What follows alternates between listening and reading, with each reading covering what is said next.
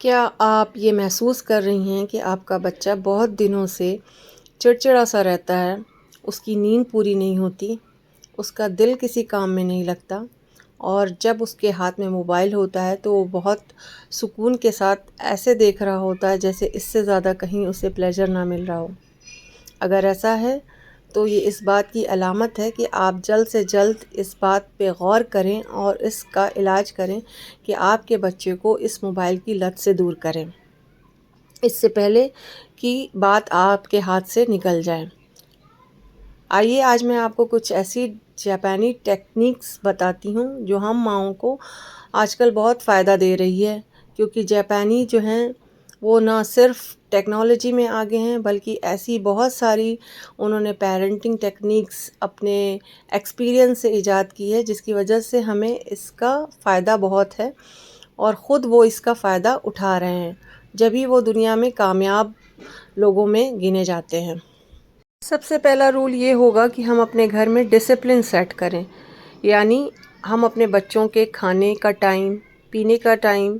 सोने का टाइम, आराम करने का टाइम, उठने का टाइम, ये सब हम डिसिप्लिन के साथ तय करें और उसको रिलीजियसली फॉलो करें। जब आपके बच्चे का स्केड्यूल फिक्स होगा तो उन्हें मौका ही नहीं मिलेगा कि वो किसी और एक्टिविटी में इन्वॉल्व हों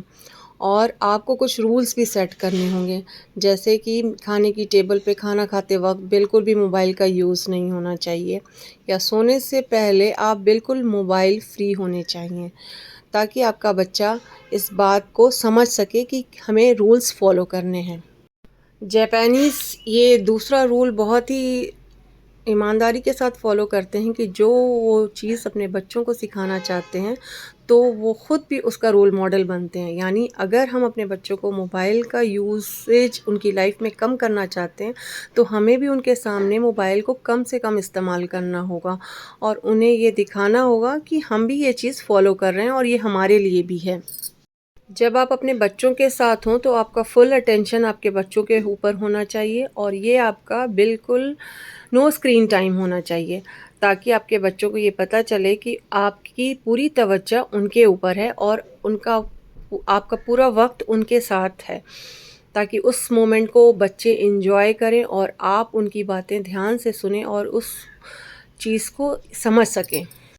तीसरा रूल जो जापानीज़ माएँ बहुत ज़्यादा फ़ॉलो करती हैं वो ये है एहसास और कनेक्शन का। यानी हाँ, जापान की माएँ अपने बच्चों को बिल्कुल भी अकेला नहीं छोड़ती। वो उनके साथ फ़िज़िकली बहुत अटैच रहती हैं, इमोशनली बहुत अटैच रहती हैं और वो अपना पूरा वक़्त उनको देती हैं। उनके साथ बहुत सारी बातें करती हैं, उनके साथ हर मोमेंट को एन्जॉय करती हैं।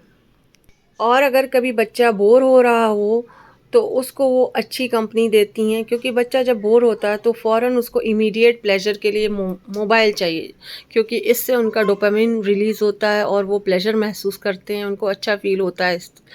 और ये उनके लिए नुकसानदेह है। ये वाला प्लेजर उनके लिए उतना फ़ायदेमंद नहीं है और बल्कि उनके लिए जिस्मानी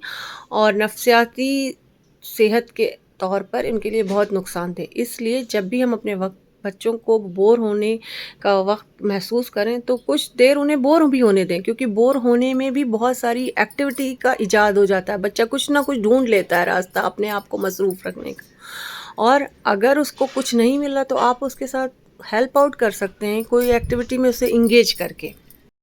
चौथा तरीका जापान में ये फॉलो किया जाता है कि बच्चों को नेचर से और आउटडोर एक्टिविटीज़ से इंगेज कराया जाता है, ताकि बच्चा हर वक्त मोबाइल के अंदर ना घुसा रहे या फ़ज़ूल चीज़ें ना देखे और ना ही घर में रहे, बल्कि उसे नेचर से भी इंटरैक्ट करना सिखाया जाता है। इसके लिए वो अपने बच्चों को लाजमी पार्क ले जाते हैं, ताकि वो अपने आसपास के पार्क में जब जाते हैं, घूमते हैं, खेलते हैं तो वो एंजॉय करते हैं, मिट्टी के साथ खेलते हैं, घास-फूस पे चलते हैं, गिरते हैं, फिर अपने आप को सँभालना सीखते हैं और नेचर के साथ इंटरैक्ट करने पे उन्हें पता चलता है कि कैसा मौसम है, कैसी फीलिंग हो रही है बाहर आने पे। तो ये सब उनकी फ़िज़िकल हेल्थ और मेंटल हेल्थ के लिए बहुत ही अच्छा है।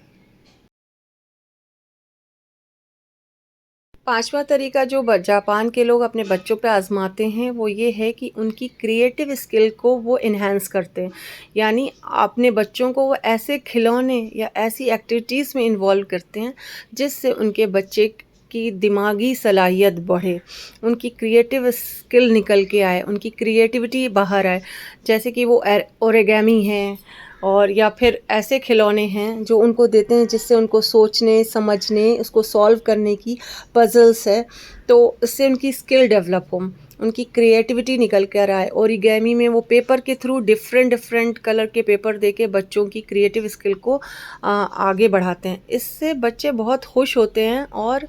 बच्चों को बहुत अच्छा महसूस होता है और बच्चों को ये एक अचीवमेंट लगता है कि उन्होंने अपने से कुछ ऐसा काम किया जो देखने में बहुत दूसरों को भी अच्छा लग रहा है और उन्हें भी बहुत अच्छा फील हो रहा है। इसका सबसे बड़ा फ़ायदा ये होता है कि जापानी बच्चे की ना ही सिर्फ क्रिएटिव स्किल बढ़ती है बल्कि वो स्क्रीन से घंटों दूर हो जाता है जब वो किसी ऐसी एक्टिविटी में इंगेज होता है जो उसे बहुत पसंद आ रही हो। जापान के लोग छठा तरीका ये अपनाते हैं कि वो छोटी उम्र से ही अपने बच्चों को बहुत ही रिस्पॉन्सिबल बनाते हैं। उन्हें वो हर एक्टिविटी सिखाते हैं और हर उस काम में इंगेज करते हैं जिससे कि वो रिस्पॉन्सिबल बने, यानी उन्हें ज़िम्मेदारी देते हैं कि अगर उन्होंने अपना कोई खिलौना फैलाया है तो उसे उठाने की ज़िम्मेदारी उनकी है, अपना बिस्तर लगाने की ज़िम्मेदारी उनकी है, अपनी एक प्लेट ले जाके किचन में वैसे ही नहीं रख देना बल्कि उसे धो के रखना, ये उनकी ज़िम्मेदारी है। ऐसी छोटी छोटी ज़िम्मेदारियाँ वो अपने बच्चों को सिखाकर रिस्पॉन्सिबल बनाते हैं और इस तरह उनके बच्चे ना ही रिस्पॉन्सिबल बल्कि कॉन्फिडेंट बनते हैं क्योंकि वो सेल्फ इंडिपेंडेंट हो जाते हैं, वो किसी के ऊपर डिपेंडेंट नहीं रहते हैं। और आपका बच्चा अगर आपके काम में मदद कर रहा हो, छोटे मोटे काम में, तो कभी उसे रोके ना, उसे कहें कि बेटा तुम ये करो, मैं ये करती हूँ, या जैसे भी आपको उनको काम में वो करने दें। क्योंकि जब बच्चा छोटा होता है और वो खुशी महसूस करके आपके साथ काम कर रहा होता है और आप उस वक्त मना कर देती हैं तो फिर बच्चा उस काम को करने का इनिशिएटिव नहीं लेता। इसलिए अच्छा हो कि हम उन्हें छोटी उम्र से हर वो काम करना अगर वो कर रहे हों तो रोके ना, सिखाएं, ताकि उनके आगे की ज़िंदगी में उनको कोई परेशानी ना हो। उम्मीद है कि आपको मेरी ये सारी बातें पसंद आई होगी। अगर पसंद आई हो तो लाइक, शेयर एंड सब्सक्राइब ज़रूर करें।